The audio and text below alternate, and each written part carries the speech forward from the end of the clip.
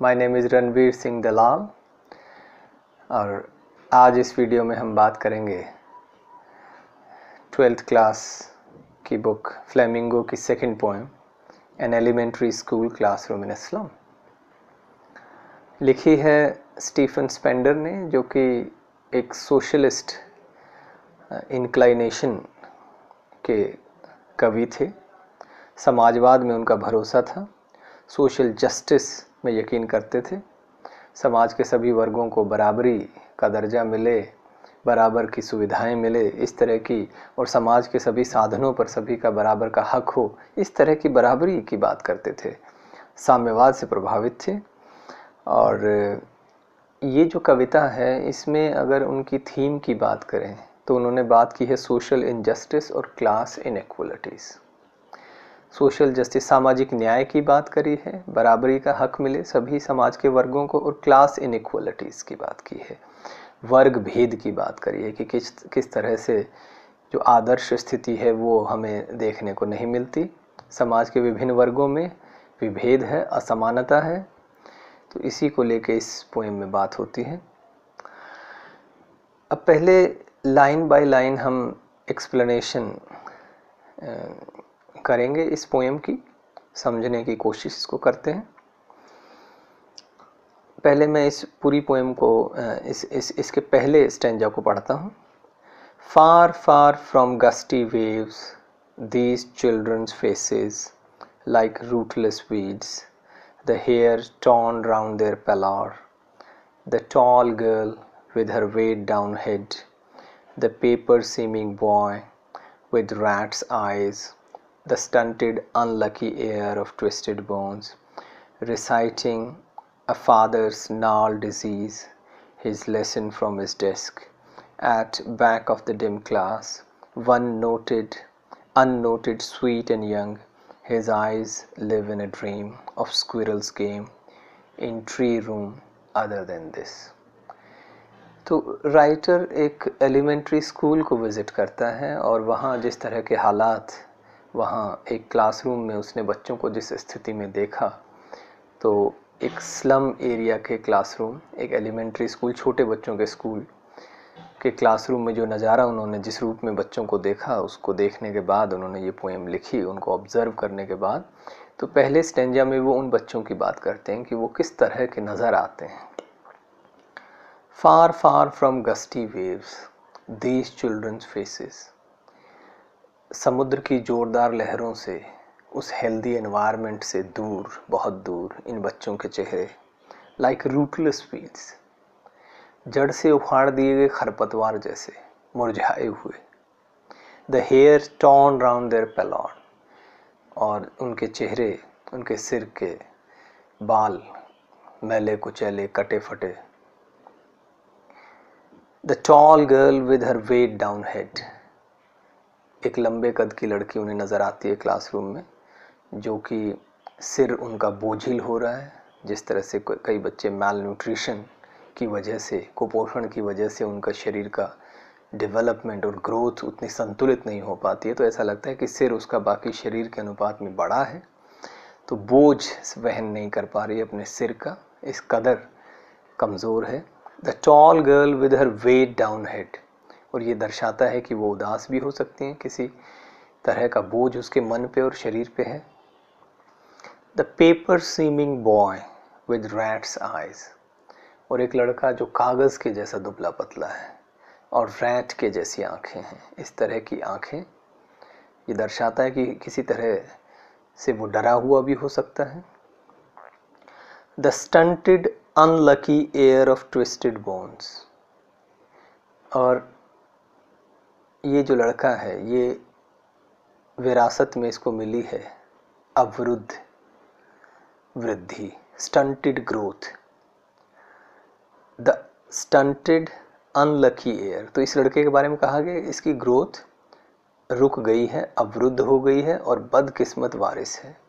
विरासत में मिली है ट्विस्टेड बोन्स, डिजीज्ड बोन्स, थोड़ी मुड़ी हड्डियाँ, विकृत हड्डियाँ विरासत में मिली हैं। और ये लड़का दोहरा रहा है, रिसाइट कर रहा है अपने पिता से विरासत में मिली एक विकृत बीमारी, reciting a father's gnarled disease, his lesson from his desk. Desk पे बैठा है, शायद खड़ा नहीं हो पा रहा है, और विरासत में मिली, पिताजी से विरासत में मिली बीमारी और अपने लेसन को दोहरा रहा है। तो यहाँ पर दो बेमेल सी चीज़ों को रिसाइट जो वर्ब है उससे कनेक्ट कर दिया गया है, लेसन को दोहराना और पिताजी से विरासत में मिली बीमारी को दोहराना। इसी क्लास में at the back of the dim class, dim है क्लास में, रोशनी कम है, तो इस क्लास के बैक साइड में one unnoted sweet and young, एक बालक जो कि जिस पे कोई खास ध्यान नहीं दिया जा रहा है, अलग थलग सा बैठा है, लेकिन वो स्वीट प्यारा लगता है राइटर को, यंग है, कम उम्र है उसकी काफ़ी। His eyes live in a dream, और ऐसा लगता है उसको देख कर कि इसकी आंखें एक सपने में जी रही हैं, बाहर की तरफ उसका ध्यान है, क्लासरूम की एक्टिविटीज़ में वो इन्वॉल्व नहीं है, बाहर की दुनिया में उसका ध्यान है। खिड़की से बाहर वो देख रहा है। ऑफ स्क्विरल्स गेम, कोई पेड़ है और उसकी खोगर जो जगह जहाँ पे गिलहरी ने अपना घर बनाया है, वो गिलहरी उछल कूद मचा रही है उस पेड़ पर, तो उस गिलहरी की तरफ उसका ध्यान है क्लासरूम से बाहर। His eyes live in a dream of squirrel's game in tree room other than this, तो उस क्लासरूम से बाहर जो वो पेड़ है जहाँ वो गिलहरी खेल कूद कर रही है, उसकी तरफ उसका ध्यान है, क्लासरूम की एक्टिविटीज़ में वो इन्वॉल्व नहीं है, तो डाइवर्टेड है वो यहाँ।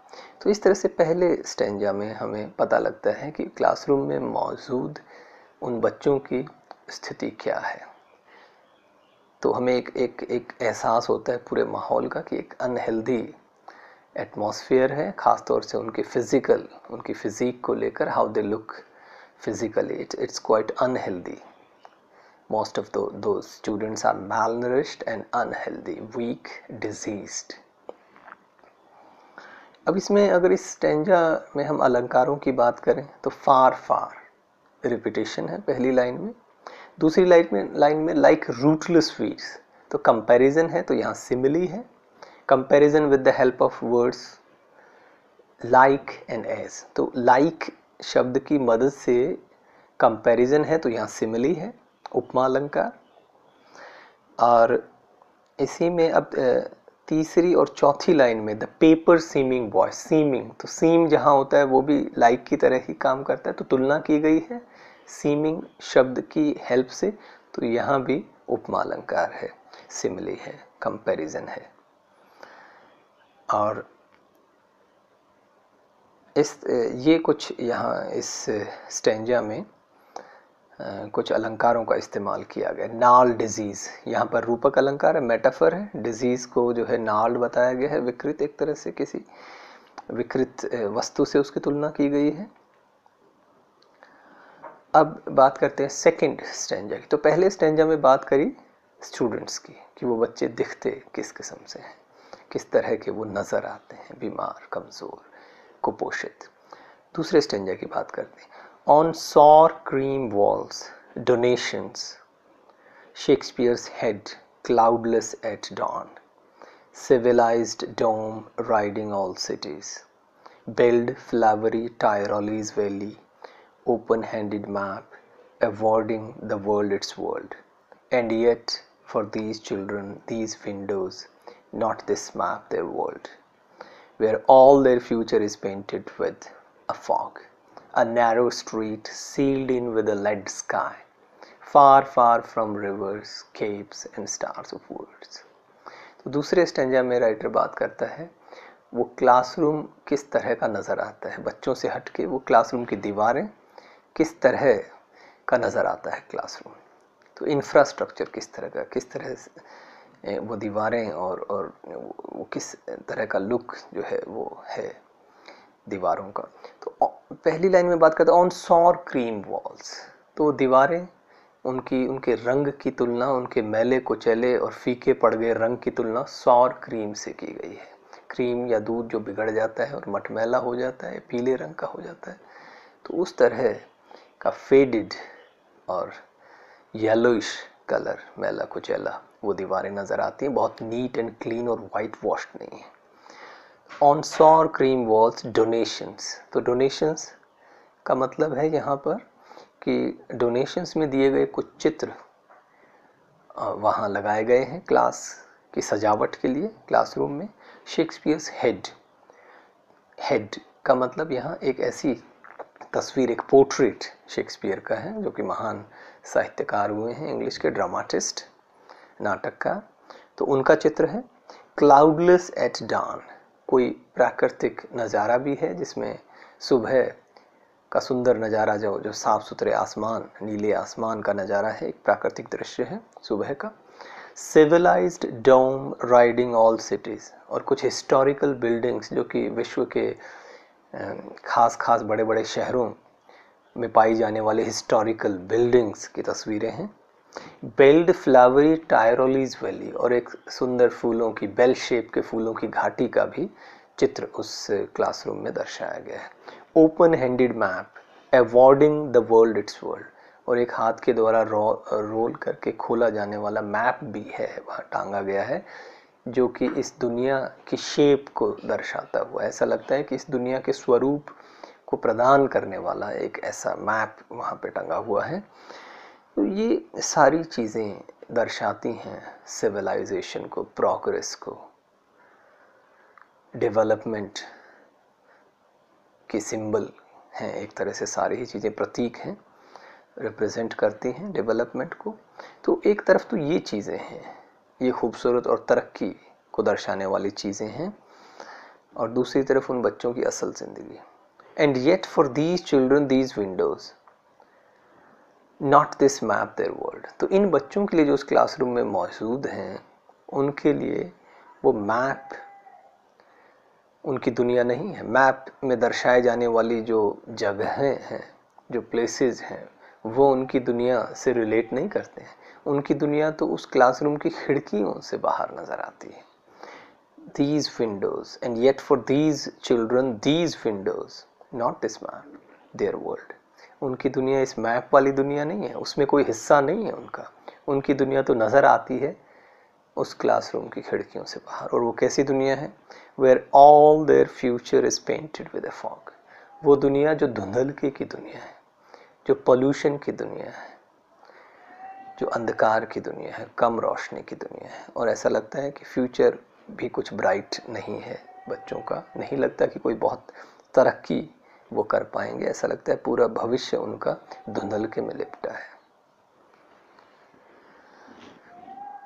A narrow street sealed in with a lead sky। और उन्हीं उस क्लासरूम की खिड़कियों से बाहर जो उनका अपना एरिया है, उनकी बस्ती है, एक संकरी सी गली, कम चौड़ी गली नज़र आती है, और ऐसा लगता है कि उसको ढक दिया है राख के गुबार ने, या राख के बादल ने, या धुंधल के धुएं भरे बादल। यानी पूरा इलाका, पूरा एरिया लगता है कि बहुत बहुत हेल्दी एटमॉस्फेयर वहाँ नहीं है। सूरज की रोशनी वहाँ बहुत पहुँच नहीं पाती है। बहुत खुला और हेल्दी एनवायरनमेंट वहाँ नहीं है। A narrow street sealed in with a lead sky. ऐसा लगता है कि सील हो गया है उनका एरिया एक लेड स्काई से। तो लेड यहाँ पे जो कलर है, धुएं का कलर है, उससे उसकी तरफ इशारा करता है। तो ये इस तरह का एरिया उनको अपना नज़र आता है, जहाँ उनके भविष्य की कोई संभावनाएं नज़र नहीं आती, कोई तरक्की के संकेत नहीं मिलते। पूरा भविष्य इस तरह से धुंधलके में लिपटा है, धुएं में लिपटा हुआ सा है। Far far from rivers, capes and stars of words. और ये इनका इलाका दूर है, बहुत दूर है, नदियों से, पर्वतों से और शब्दों के सितारों से। शब्दों के सितारे, ऐसे सितारे जो देखे नहीं हैं, पोल्यूशन की वजह से नहीं नज़र आते होंगे वहाँ, वो सिर्फ सुने हैं उन्होंने शब्दों के माध्यम से। तो इन सब खूबसूरत चीज़ों, इन सब ओपन एनवायरनमेंट जो नेचर का है, उससे दूर, बहुत दूर इनका अपना एरिया है। तो ये सेकंड स्टेंजर हमें बताता है। This second स्टेंजर represents, this tells us about the classroom conditions, in what kind of atmosphere they are sitting, what is depicted on the walls, and how those things depicted on the walls are unrelated to the dismal reality of these children that is visible outside the windows of those classroom। अब इसमें जो second stanza है, इसमें अगर हम बात करें figures of speech की या पोएटिक डिवाइसेस की, तो इसमें फार फार जो आखिरी लाइन है, इस ये रिपीटेशन है, यहाँ पर इस अलंकार का इस्तेमाल किया गया है। सॉर क्रीम वॉल्स, यहाँ पर मेटाफर है, कंपैरिजन किया गया है सॉर क्रीम के कलर से वॉल्स का। तो ये है सेकंड स्टैंजा के कुछ फिगर्स ऑफ स्पीच। अब बात करते हैं third stanza. Surely Shakespeare is wicked, the map a bad example, with ships and sun and love tempting them to steal, for lives that slyly turn in their cramped holes, from fog to endless night. On their slag heap these children wear skins, peep through by bones and spectacles of steel, with mended glass like bottle bits on stones. All of their time and space are foggy slum, so blot their maps with slums as big as two. तो यहाँ पर तीसरे stanza में writer बात करता है कि ये जो चीज़ें दर्शाई गई हैं, जो डिपिक्ट की गई हैं, जो चार्ट्स या पिक्चर्स या और तस्वीरें, मैप जो कि रिप्रेजेंट करते हैं हेल्दी एनवायरनमेंट को और ह्यूमन सिविलाइजेशन को, जो तरक्की के प्रतीक हैं, उनसे उनकी असल ज़िंदगी का कोई रिलेशन नज़र नहीं आता है। शेक्सपियर के बारे में सीधा कह दिया शेक्सपियर इज विकेड, शेक्सपियर दुष्ट है। अब शेक्सपियर जैसा महान साहित्यकार उसको दुष्ट कह रहा है राइटर, क्यों? शेक्सपियर दुष्ट क्यों है? तो राइटर आयरॉनिकल अंदाज में कहता है कि शेक्सपियर की जो ग्रेटनेस है उसका इन बच्चों की ज़िंदगी से कोई रिलेशन नहीं है। उनकी महानता का उस चित्र को लगा देने से, शेक्सपियर के चित्र को उस क्लासरूम में लगा देने से बहुत बदलाव नहीं आएगा, कुछ फ़र्क नहीं पड़ता इन बच्चों की असल से, कोई सुधार की गुंजाइश नहीं बनती उस चित्र को लगा देने से। The map a bad example, map भी बुरा है। वो जो खुले जो इलाके दर्शाए गए हैं, खूबसूरत इलाके इस दुनिया के विभिन्न, उन तक इन बच्चों की पहुंच नहीं हो पाएगी। With ships and sun and love tempting them to steal, और ये खूबसूरत चीज़ें जो दर्शाई गई हैं उन चित्रों के माध्यम से, जिसमें कोई समुद्री जहाज हो सकता है, सन हो सकता है, खुले जो हेल्दी एटमॉस्फेयर, ओपन स्पेसेस हैं नेचर के, और लव। तो ये अच्छी अच्छी चीज़ें जो प्रतीक के रूप में दर्शाई गई हैं उन चित्रों के माध्यम से, ये उनके लिए बुरी हैं, फ़ायदेमंद नहीं है। आयरनी है, यहाँ पर आयरॉनिकल तरीके से कहा गया है कि ये सभी अच्छी चीज़ें उनको चोरी के लिए उकसा सकती हैं। और कई बार होता है जब बहुत डिज़र्विंग नहीं होती, बहुत हार्ड वर्क या बहुत डेवलप्ड लाइफ नहीं होती है कुछ बच्चों की या किसी की भी, उस हालत में जब इस तरह से उनकी ज़िंदगी इस कदर डेवलप नहीं होती, एजुकेटेड नहीं होते हैं बच्चे कभी कभी, तो एक अगर उनको एक्सपोजर मिलता है, जैसे आज हम आसपास देखते हैं कई बार, तो क्योंकि मीडिया इस कदर छाया हुआ है, इस तरह से फिल्में हैं, सिनेमा, जो तस्वीरें, जो इमेजेस नज़र आती हैं टेलीविज़न के माध्यम से, तो बगैर ये सोचे समझे कि वो इस तरह की कुव्वत उनमें है कि नहीं है, बगैर ये सोचे समझे कि वो ऐसा इस हालात में नहीं है या उतना वो नहीं कर सकते, फिर भी वो बच्चे इस ज़िंदगी का हिस्सा बनना चाहते हैं। सभी के वो सपने होते हैं, बगैर ये जाने पहचाने कि वो उनकी इतना वो कमा नहीं पाते हैं, इतने संसाधन उनके पास नहीं हैं, इतने वो धन पैसा उनके पास, इसके बावजूद भी वो हिस्सा चाहते हैं। सपने तो ले सकते हैं, देख सकते हैं। तो ऐसे में अगर उनकी ज़िंदगी में कोई तरक्की हम नहीं ला पा रहे हैं, अगर उन्हें एजुकेटेड हम नहीं कर पा रहे हैं, और उनको ये सपने तो दिख रहे हैं, ये नज़ारे तो नज़र आते हैं, ये जो हसीन ज़िंदगी है इन साधनों के माध्यम से, सिनेमा के माध्यम से, वो तो वो देखते ही हैं। ऐसे हालात में हो सकता है कि ये जो तथाकथित खूबसूरत चीज़ें हैं, ये फ़ायदे करने के बजाय नुकसान करें, उन्हें उकसाएं चोरी करने के लिए, ऐसा हो सकता। तो उस एक फैक्ट की तरफ राइटर का यहाँ इशारा है। तो राइटर कहता है कि अगर ये जो चीज़ें दर्शाई गई हैं, ये उन्हें चोरी करने के लिए उकसा सकती हैं, और अगर चोरी कर भी लें वो, तो क्या उसका हिस्सेदार, उस अच्छी ज़िंदगी, उस डेवलप्ड लाइफ, उस हसीन ज़िंदगी के हिस्सेदार बन पाएंगे क्या? नहीं लगता। प्रश्न है इसमें सेंटेंस के एंड में, वो ज़िंदगी फिर भी किस तरह, अगर चोरियां करें भी तो किस ज़िंदगी के लिए, नहीं लगता कि कोई कोई बेहतर ज़िंदगी हो पाएगी उसके बावजूद। ऐसी ज़िंदगी जो जो यहीं बने रहेंगे, वो इसी पोल्यूटेड एनवायरनमेंट में, इसी घुटन भरे दड़बे नुमा जो क्रैम्प्ड होल्स हैं उनके घर, बहुत कम स्पेस है, उन्हीं दड़बे नुमा घुटन भरे घरों में उनकी ज़िंदगी चुपके से स्लाइली गुजरती रहेगी सुबह से लेकर शाम तक, from fog to endless night. सुबह भी धुंधलके से शुरुआत होती है, दिन भर पोल्यूटेड एनवायरनमेंट बना रहता है, और रात ऐसा लगता है कभी ख़त्म नहीं होगी। तो चोरी करें भी तो किस ज़िंदगी के लिए, उसी ज़िंदगी के लिए जैसी गुजर रही है, चुपके से स्लाइली बीत जाती है सुबह से शाम तक। तो प्रश्न करता है, On their slag heap, these children wear skins peeped through by bones.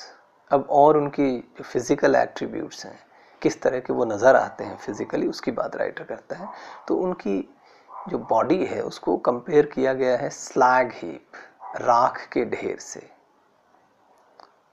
On their slag heap, these children wear skins. ऐसा लगता है कि अपने शरीर जो कि राख के ढेर जैसा बुझा हुआ सा है, उस शरीर के ऊपर इन्होंने स्किन को ओढ़ रखा है, और हड्डियां झांक रही हैं उस स्किन के आर पार, इस कदर कमजोर हैं।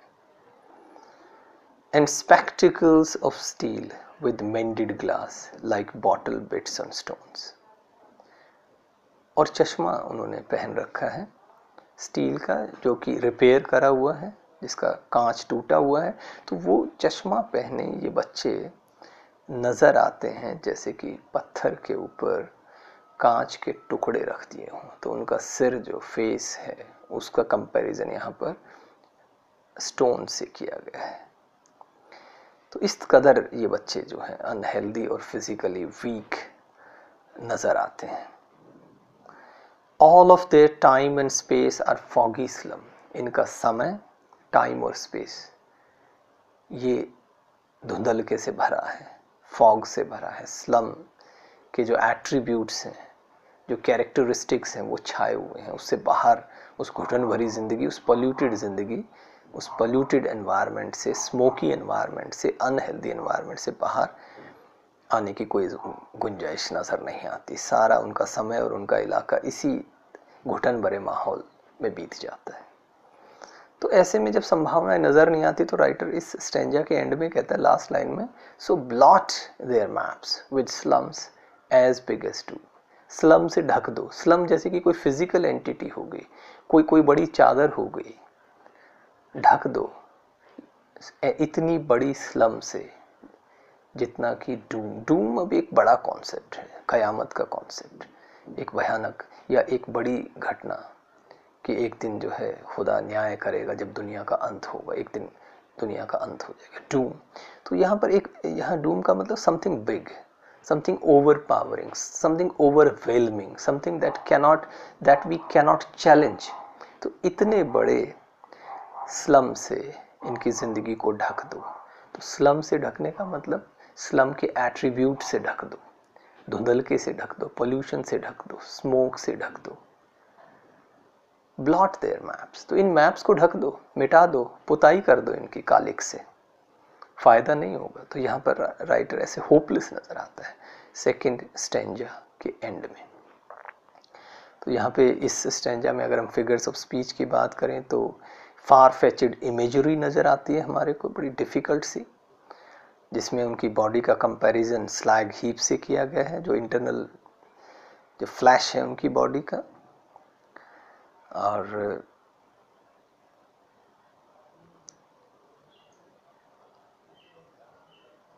कुछ इसमें सिंबल भी हैं, प्रतीक भी हैं, शिप्स, सन और love, those symbols indicating towards good life, enriched life, healthy life. तो इस तरह से ये है थर्ड स्टेंजा की हम बात करें। तो अब बात करते हैं कंक्लूडिंग द लास्ट वन, आखिरी स्टेंजा की बात करते हैं। Unless governor, inspector, visitor. अब राइटर बात करता है, संबोधित करता है और बताता है कि तुम क्या करो अगर सच में जो लोग जिम्मेदार हैं, गवर्नर, इंस्पेक्टर, विजिटर, क्या करो तुम अगर चाहते हो कि रियल इम्प्रूवमेंट इन बच्चों की ज़िंदगी में आए तो राइटर इनका आह्वान करता है, इनको संबोधित करते हुए कहता है कि भाई देखो चेंज आएगा, अनलेस आए, कब आएगा, कब तक आएगा, जब तुम ऐसा करोगे तो चेंज आएगा। क्या कहते हैं, तो उम्मीद नज़र आती है आखिरी स्टेंजा में।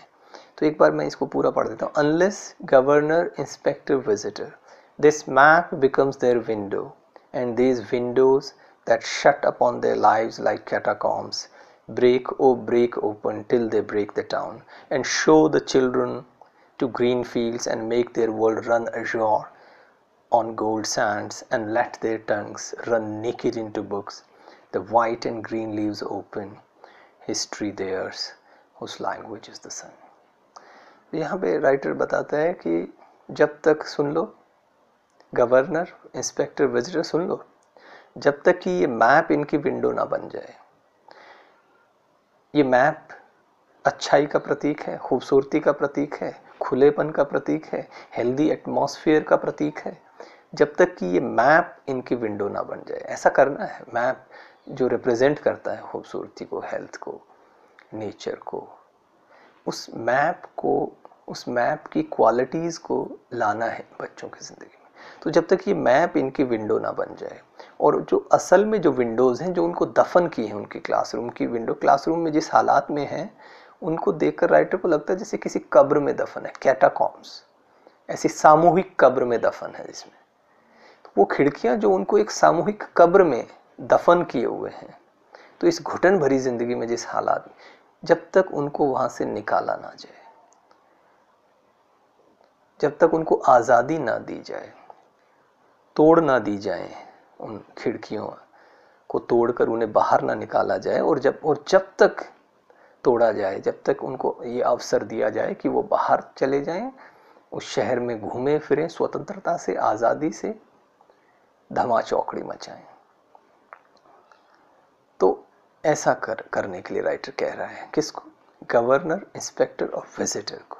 तो ऐसा करें और इन बच्चों को ले जाएं बाहर खुले इलाके में, ग्रीन फील्ड्स में, ओपन स्पेसेस में, और उनको दौड़ाएं। And make their world run azure on gold sands, समुद्र के किनारे वाले जो सी बीच है, सुनहरी रेत पर उनको दौड़ाएं, ऊपर नीला आसमान, एजोर का मतलब ब्लू, तो वहाँ इनको ले जाएं उस खुले आसमान में जहाँ पे ये घूमें फिरें, आज़ादी से खेलें कूदें और उनकी फिजिकल डेवलपमेंट हो सके। And let their tongues run naked into books, और किताबें पढ़वाएं, किताबें पढ़वाएं। कैसी books, the white and green leaves open, history theirs, whose language is the sun. एक इंडिपेंडेंटली वो पढ़ सकें, क्रिएटिव अंदाज में पढ़ सकें उन किताबों को, उन कलरफुल बुक्स को। तो हो सकता है कि यहाँ पर उनकी जो अपनी बुक्स उनको पढ़ाई है वो इतनी अट्रैक्टिव, इतनी कलरफुल, तो ऐसी किताबें पढ़वाई जाएं, हिस्ट्री की कलरफुल और अट्रैक्टिव किताबें, जिनके माध्यम से जो ग्रेट पर्सनालिटीज़ हैं उनसे इनका परिचय हो पाए, ऐसे तेजस्वी लोगों जिनकी भाषा सूर्य। तो भाषा सूर्य होने का मतलब ऐसे तेजस्वी और ग्रेट और महान लोग जो इतिहास में हुए हैं, उनकी जीवन से ये परिचित हो पाए, हिस्ट्री की वो कलरफुल बुक्स पढ़कर। तो इनको ऐसा अवसर दें। And let their tongues run naked into books, तो जिह्वाओं को दौड़ाएं किताबों में, मतलब किताबें पढ़वाएं। वाइट एंड ग्रीन लीव्स, किताबों के पन्ने जो कलरफुल, तो ऐसी किताबें पढ़वाएं जो कि हमें बताती हैं उन महान लोगों के इतिहास के बारे में जो सूर्य के समान तेजस्वी रहे। तो इस तरह से लास्ट स्टेंजा में सॉल्यूशन की बात करते हैं और होपफुलनेस की बात करते हैं, हल की बात करते हैं कि किस तरह से इनकी ज़िंदगी में, और आह्वान करते हैं। He addresses those people who are responsible for bringing about positive changes in the lives of these children. So what is to be done? The writer talks about the solution well in this last stanza. अब बात करते हैं questions की। तो पहला प्रश्न है, MCQ type है, tick the item which best answers the following. The tall girl with her weighed down means, इसका क्या मतलब है कि लंबे कद की लड़की और हेड वेट डाउन, बोझ के मारे से सिर झुक रहा है, उसको वजन को वहन नहीं कर पा रही। तो इसमें ऑप्शंस हैं, the girl is ill and exhausted, बीमार और थकी हुई है, या दूसरी ऑप्शन है has her head bent with shame, शर्म के मारे सिर झुकाए बैठी है, हैज़ अनटाइडी हेयर, या फिर बाल उसके मैले कुचले।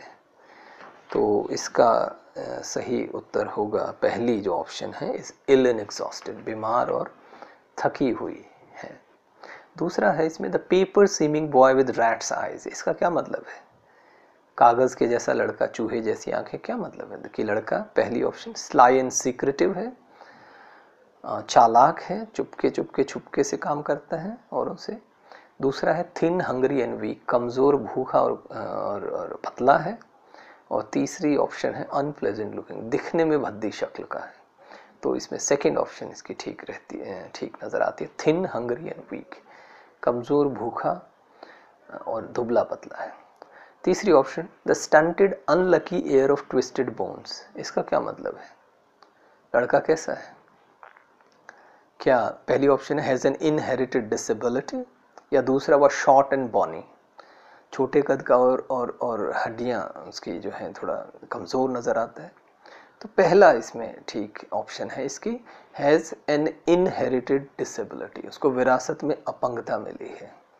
ये जो ट्विस्टेड बोन्स हैं, अनलकी, स्टंटेड जो वर्ड है जिसका मतलब है ग्रोथ रुक गई है, तो ये इसी तरफ इशारा करता है। तो पहली ऑप्शन इसकी ठीक है, हैज़ एन इनहेरिटेड डिसेबिलिटी, विरासत में अपंगता मिली है।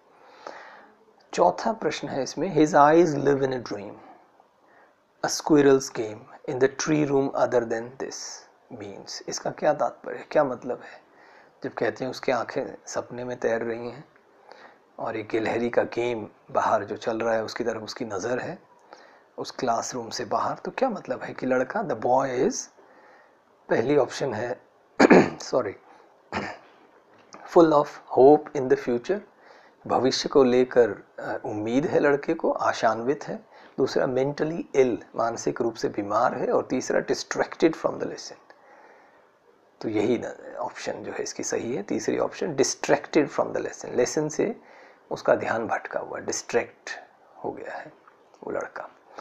पांचवा प्रश्न है इसमें, the children's faces are compared to rootless weeds, बच्चों के चेहरों की तुलना की गई है जड़ से उखाड़ दिए गए खरपतवार से, रूटलेस वीड्स से।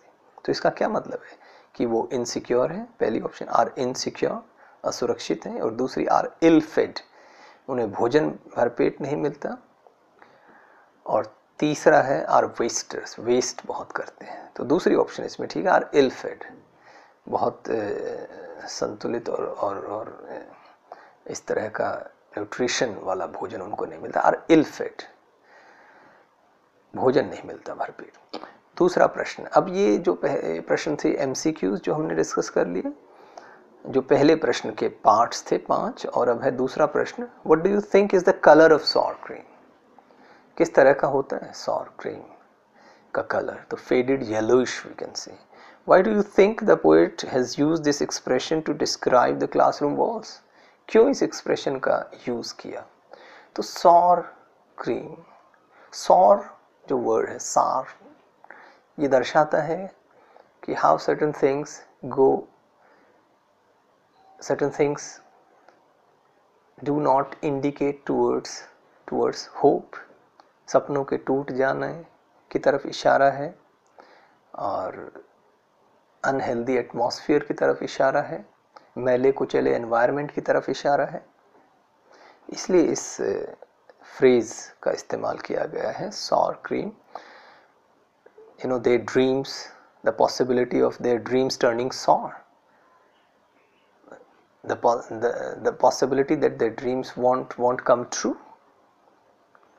तो why do you think the poet, इस वजह से पोइट ने इस phrase just to indicate, let me answer the question in English also, Hindi में हमने इसे समझ लिया है। तो ये कलर इस किस्म का दर्शाता है कि literally the walls of that classroom were not neat and clean, they were faded in color and yellowish, and not good looking, those walls. And secondly, this also shows that there is hardly a possibility for improvement. It doesn't look like they will progress in their lives. It doesn't look like they will be able to get good education and will be able to improve in health and mind. This is how this we can attempt the answer to this question.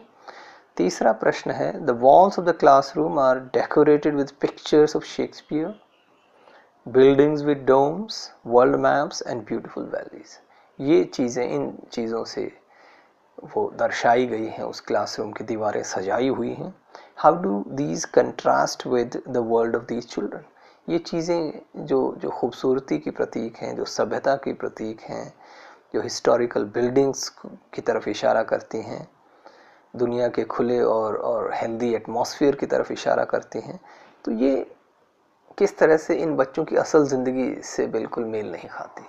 तो हम कह सकते हैं कि yes, ये बिल्कुल mail नहीं खाती, क्योंकि ये सभ्यता की प्रतीक है, तरक्की की प्रतीक है, हेल्थ की प्रतीक है, प्रोग्रेस की प्रतीक है. जबकि असल ज़िंदगी जो खिड़की से बाहर नज़र आती है, उस क्लासरूम की खिड़की से बाहर, जो कि एक नैरो स्ट्रीट नज़र आती है और धुएं से भरे बादल से जैसे वो सील हो गई है, वो उनका इलाका जो पोल्यूशन से भरा हुआ है.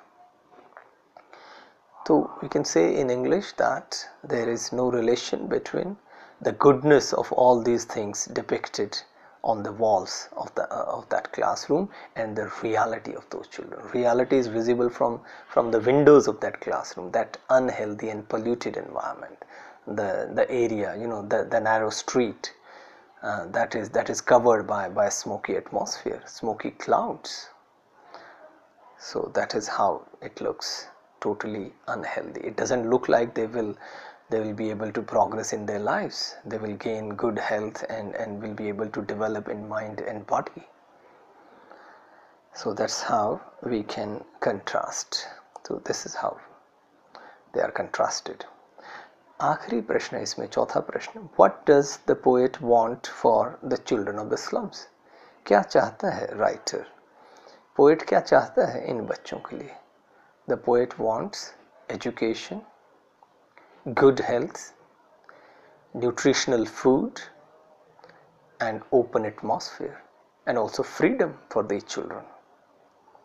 राइटर चाहता है इनके लिए अच्छा भोजन और इनका शारीरिक विकास, एक ऐसे स्वस्थ शरीर उनके लिए और उनके लिए अवसर, ताकि वो बेहतर तरीके से शिक्षित हो पाएँ और खुले इलाके में वो जा पाएँ, अपनी ज़िंदगी में वो सुधार ला पाएँ, तरक्की ला पाएँ. इस तरह की ज़िंदगी राइटर चाहता है. इसी प्रश्न का दूसरा हिस्सा है, how can their lives be made to change.